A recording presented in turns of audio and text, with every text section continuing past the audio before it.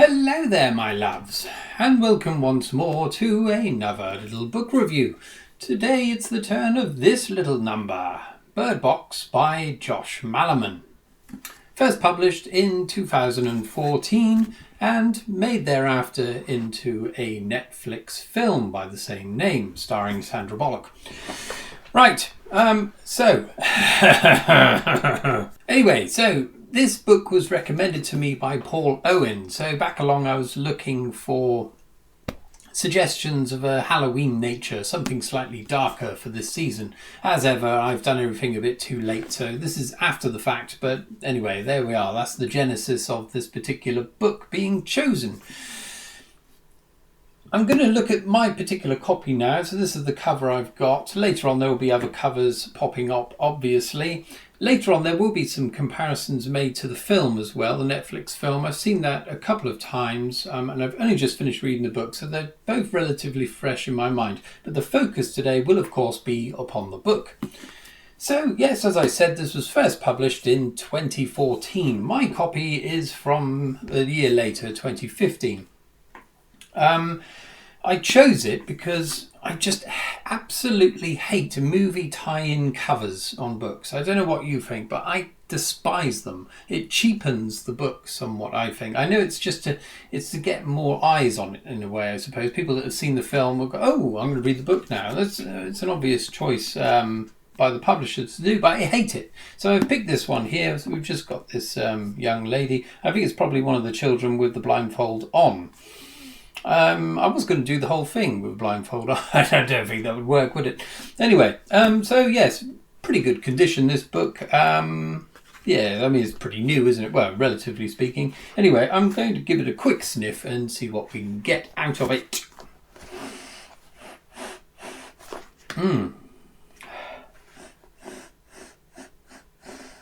Okay, so you'll be surprised to hear there's absolutely no wood smell in this one. Oh no! It's a desiccated leaf, a decomposed leaf. That's all we've got. There's not much going on, unfortunately. These newer books, they either smell of fish and chip newspaper or that kind of thing, or they don't smell of anything at all. Yeah, we prefer the older books on this channel. So, right, if you have never heard of Bird Box, I'll just tell you briefly what it's about without going into too much detail. Later on there might be some spoilers, but I'll warn you when they arise. So this book is dealing with a post-apocalyptic scenario. So we encounter this story just on the cusp of change. So something odd is happening in the world, and it's related to the outside world. If you're inside, you're okay for whatever reason. But if you look outside, specifically at the sky perhaps, you see something that makes you go completely mad. And you do one of two things. You either go around killing other people or you kill yourself. Sometimes combinations of the both. Usually killing people, then killing yourself, that kind of thing. So really, really horrible stuff. I mean, so later on, people, if they want to go outside, they're forced to wear these blindfolds, obviously. So it's very similar in some ways to Day of the Triffids. I've said before, Jose Saramago's blindness, things like that. So you can't see. And so the main thing, other than this horrible scenario, is the breakdown of civilization, breakdown of civilized society. And that's inevitable. That's always intrinsic to these kind of books. So we've got two things here. We've got the nightmarish thing that's going on outside and the breakdown of civilization. We follow the story through the eyes, more or less, it's not done in first person, but through the eyes of a young woman called Mallory.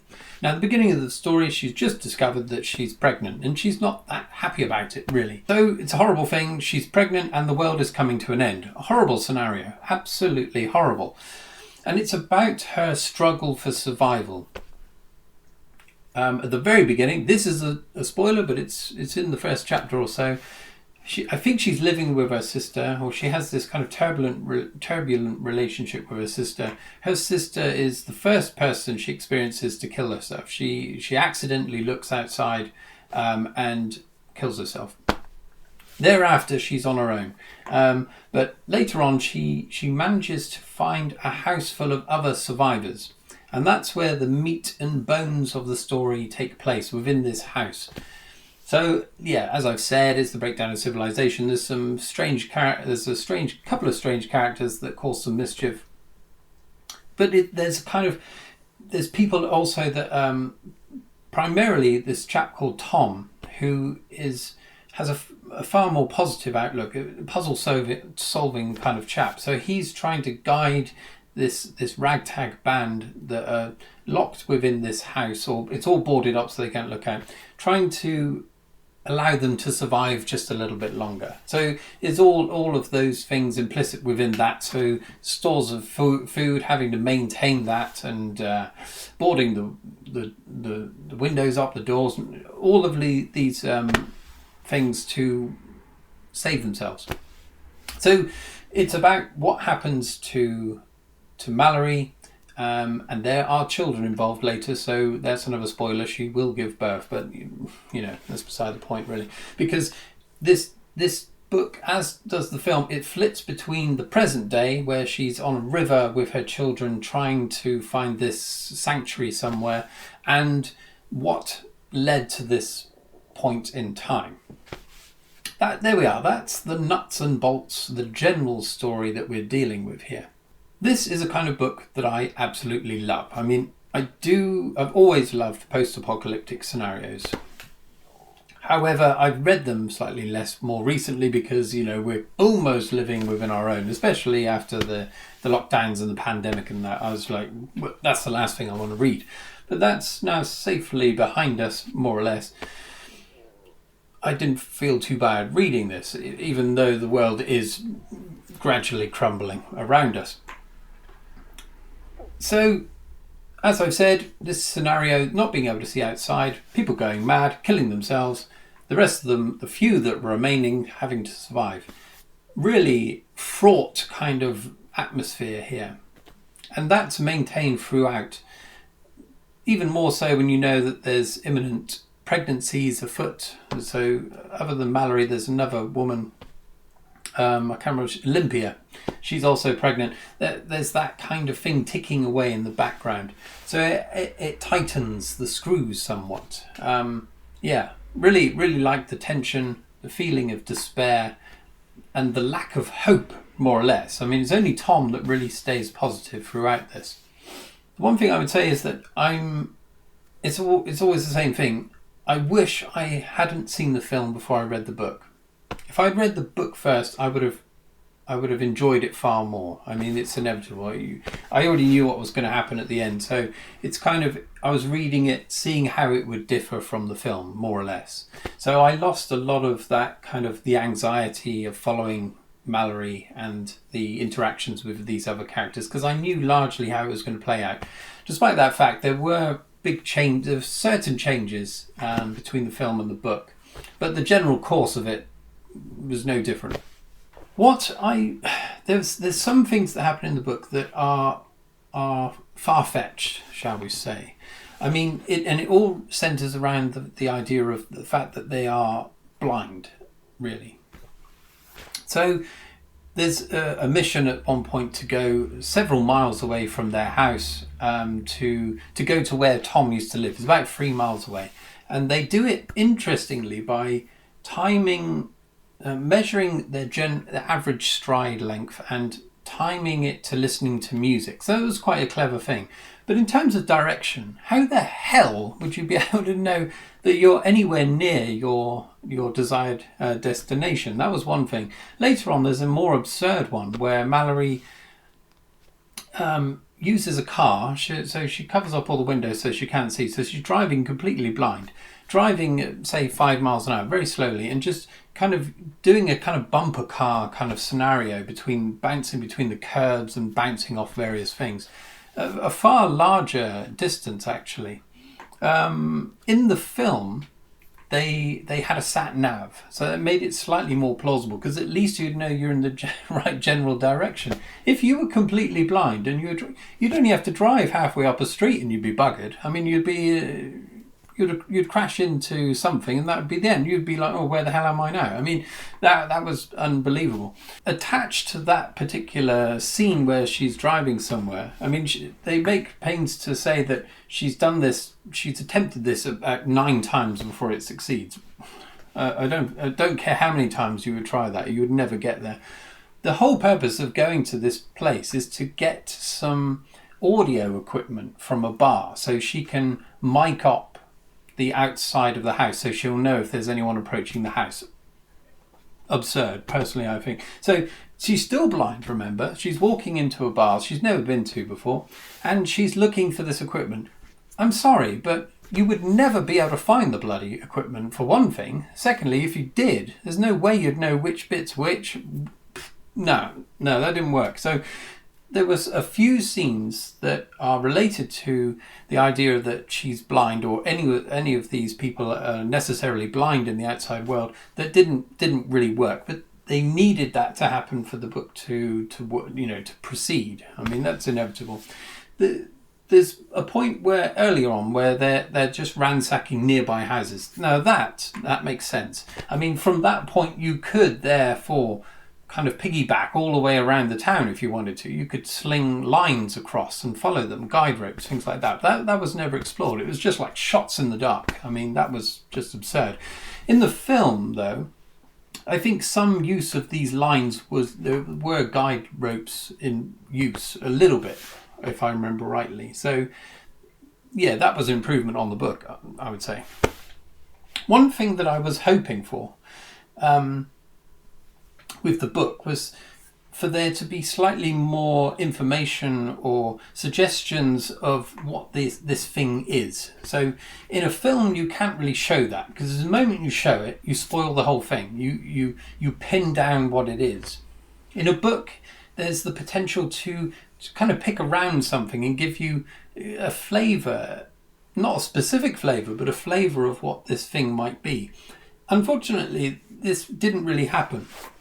Although there was a couple of things said off the cuff, that this thing, whatever it is like looking at infinity. So it's something that our minds just cannot comprehend. It's impossible. And rather than just, being scared, it breaks through that kind of elevator ceiling that we have within our mentalities and just renders us completely crazy.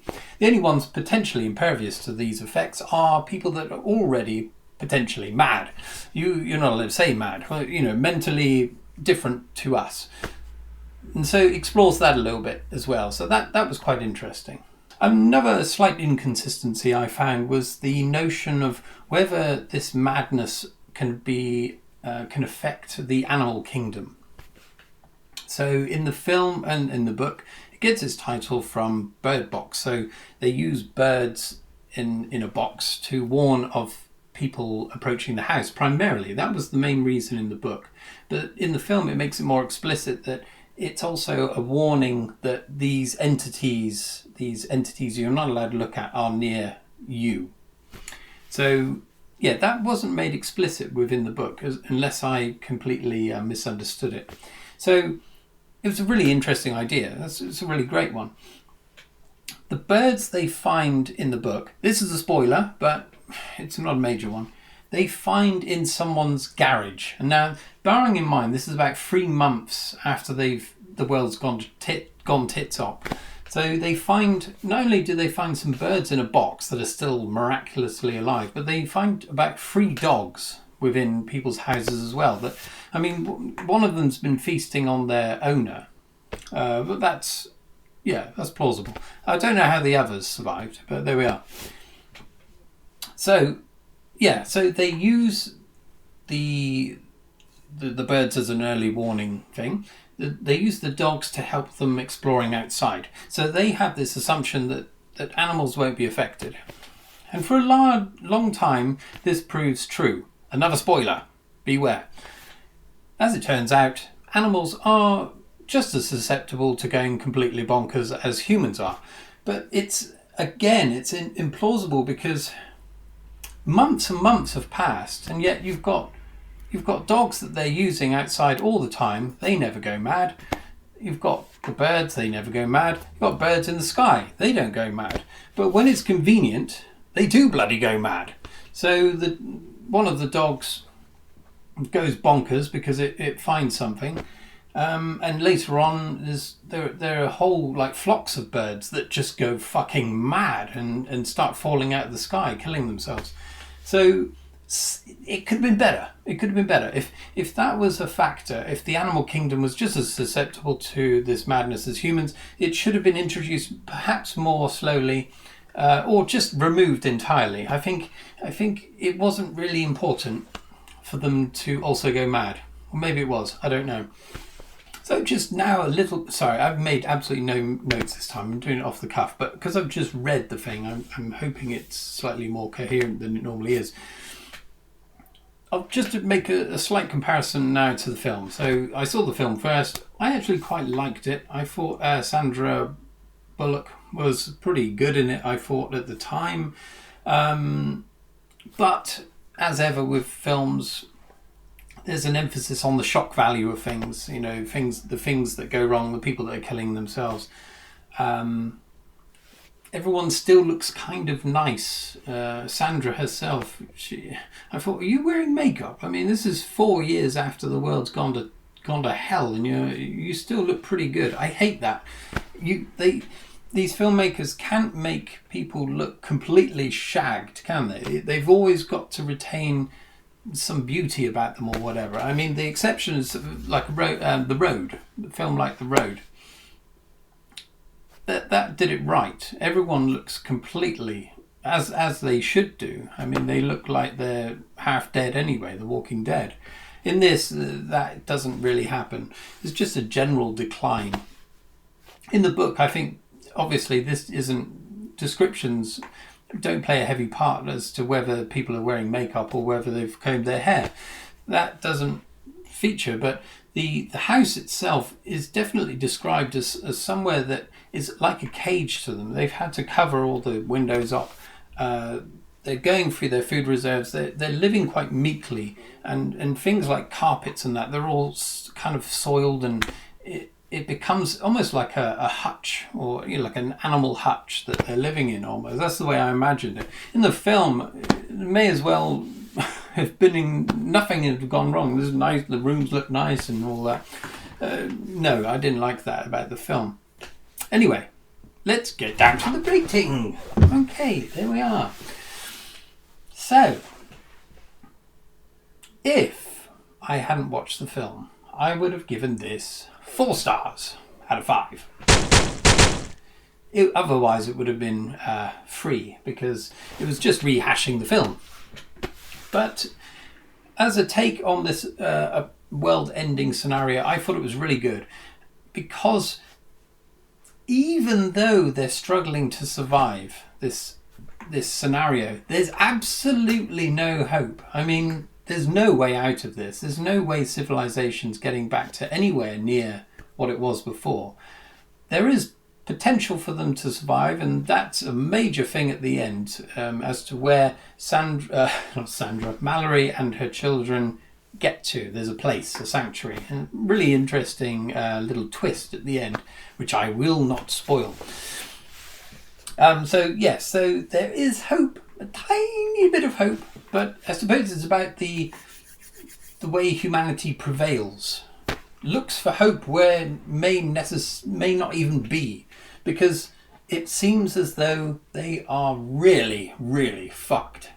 And so, unlike things like Stephen King's The Stand, the ones I've mentioned, Day of the Triffids, Blindness as well, they all have lots of hope at the end. So in Blindness, it's a spoiler, but the blindness lifts. The Triffids, they overcome them. Usually there's a way out. The Stand, there's hope at the very end, even though 99% of the world's population die. But here, it's bad. It's real bad. But anyway, there we are. There's my review of Bird Box. Sorry, I'm a bit up today. I had a coffee just now. It was quite a strong one. Right, let's leave it there. Thanks for watching if you have. I've got a book haul coming up soon. I'm going to be showing you these satanic books.